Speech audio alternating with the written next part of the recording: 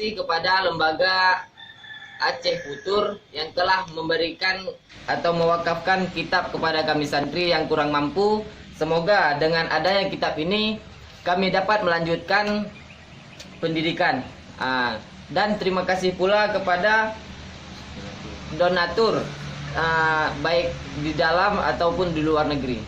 Terima kasih.